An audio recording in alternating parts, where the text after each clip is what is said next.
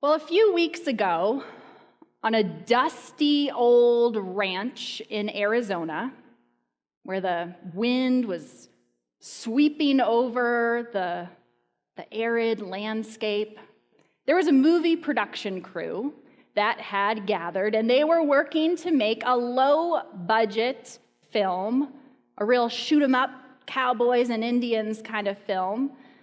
And the film was called Rust. Now, some of you have heard about what happened. But apparently, at one point, they were at a critical scene, and this was by a church. And in this scene, the only star of this show, Alec Baldwin, was supposed to be taking out a gun and aiming it right at the camera. They were going to do a close-up shot of that gun. And he was going to fire that gun, and the camera would capture a really exciting part of this movie. And so the cinematographer was down low with the camera, ready to get that shot.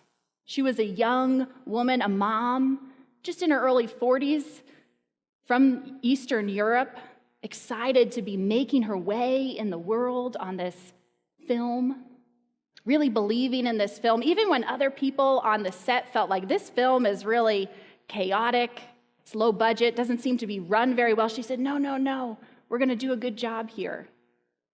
And as many of us know in terms of what happened, the gun that Alec Baldwin had in his hand, he thought was a cold gun, meaning was safe to fire. The kind of gun that you use in a movie prop, the kind of gun you're supposed to have loaded in the right kind of way to be able to safely capture this shot. Everybody thought this.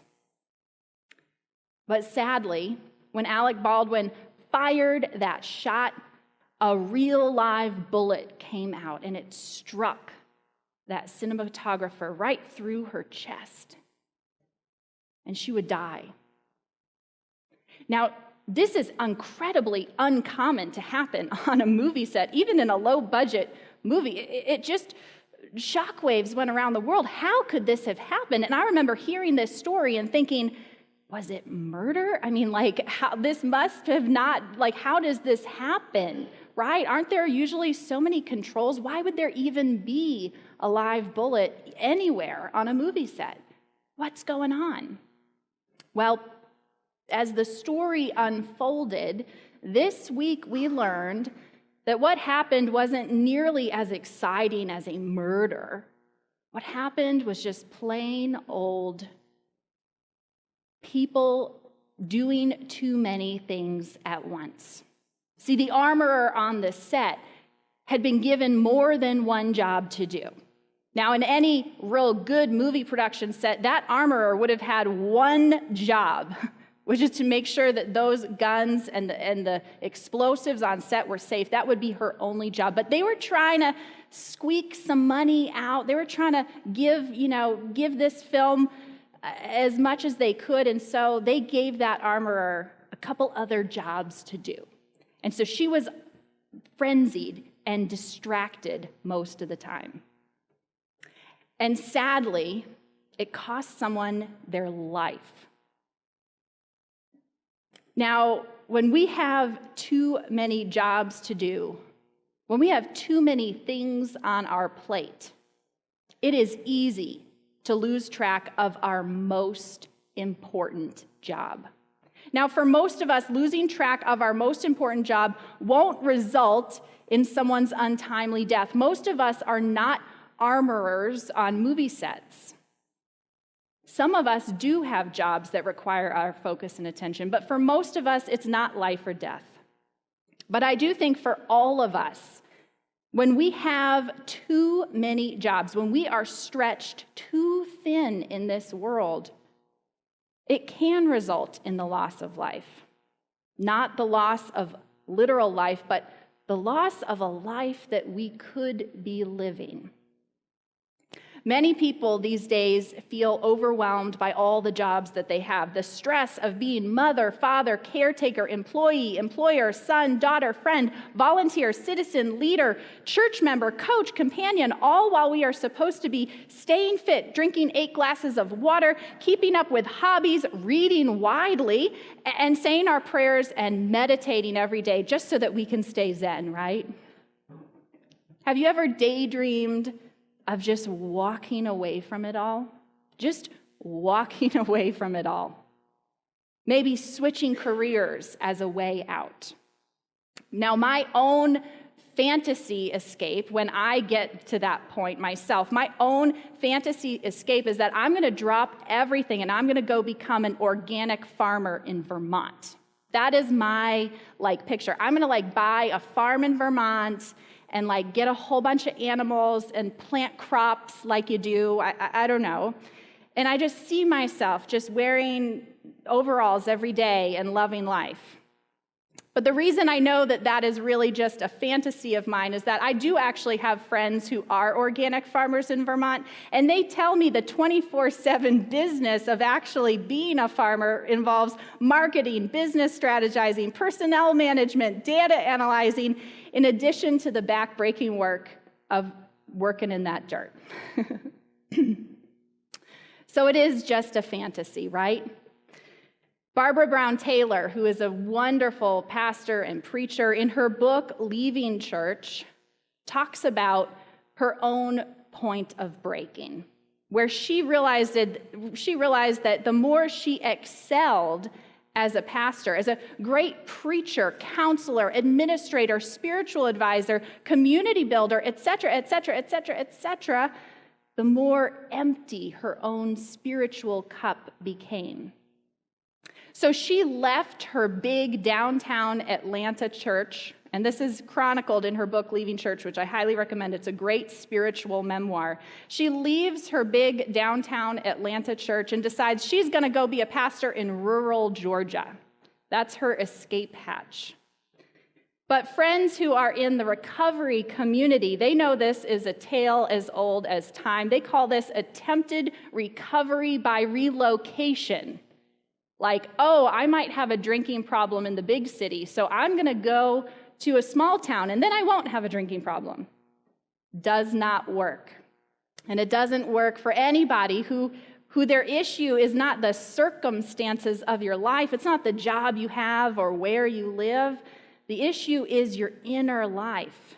And if your issue is your inner life, it's not going to work by switching circumstances, by relocating.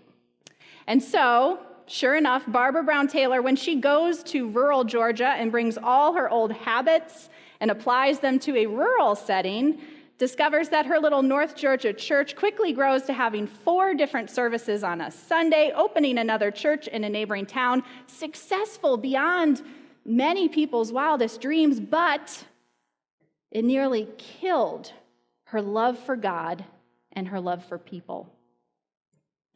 When we have too many jobs, we lose track of our most important job, right? When we have too many jobs, we lose track of our most important job. So then she did the only thing she knew how to do to make sure that she didn't let all of those jobs distract her from her most important one, and she quit being a minister entirely. Now, I might be the only minister in the room, but I don't think Barbara Brown Taylor's story is only relevant to other ministers. I think that ministry is no more or less hard than any other leadership position in the world, and it's no more or less likely to lead people to feel overwhelmed and with how many hats the world demands that they wear. I know school teachers and administrators who feel frenzied and distracted. I know small business owners who feel exhausted and burned out. I know stay-at-home parents who can't wait to quit their job at being a stay-at-home parent if only they could. And I know retirees, many in this church, who feel like they have too much work. There is no corner on the market for feeling stretched thin in life, and anyone is fair game for being overwhelmed. When we have too many jobs, we lose track of our most important job. That's one of the reasons why when one day in the market 2,000 years ago, a scribe, a learned man, heard Jesus was answering all of these questions that Pharisees were asking him very wisely, and he decides to ask Jesus, what is the greatest commandment of all? What is the first commandment? Meaning, which job, which thing that God requires us to do? In those days, Jews saw themselves as having many jobs. These were the commandments. These are literally the things, the tasks, the activities that we are meant to do in this world. Which is the most important? Washing your hands this way, eating this way, rising in prayer this way, sleeping this way, all of these things. What is the most important? What is the job that God assigns us good religious Jews? Which is the most important one? What rises to the top? Which never changes? What is first of all? And Jesus answers correctly, as any Jew in those days would know, the Shema. Hear, O Israel, the Lord our God, the Lord is one. You shall love the Lord your God with all your heart, with all your soul, and with all your mind, and with all your strength. And the second, now this is Jesus adding his own flavor, is that you shall love your neighbor as yourself. There is no other greater commandment than these two. If God were to draw up a job description with the title on the top, human being, these first two would be the most essential qualities. Now, this is All Saints Sunday, the day we honor and recognize great people of faith who have understood that their number one job in this world was being human. And to fulfill it best, they did that as best they could by loving God with all their heart, mind, and strength, and loving neighbors as themselves. People who never lost track of that most important job. We celebrate the Day of All Saints today, and we celebrate the Day of All Souls tomorrow, which I think is a day for the rest of us, who maybe just try our best to do that most of the time.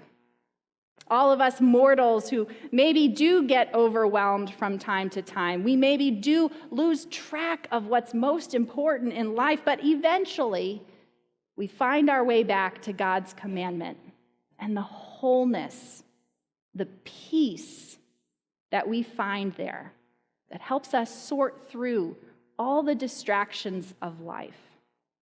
Loving God and loving people. That's what this is all about. So on this All Saints and All Souls Sunday, I invite you to reflect on what are the most important two jobs: to love God and to love people. And as we fulfill these two things most of the time, not always perfectly, then we in turn join the saints in light. And may their memories be a blessing to us. Amen.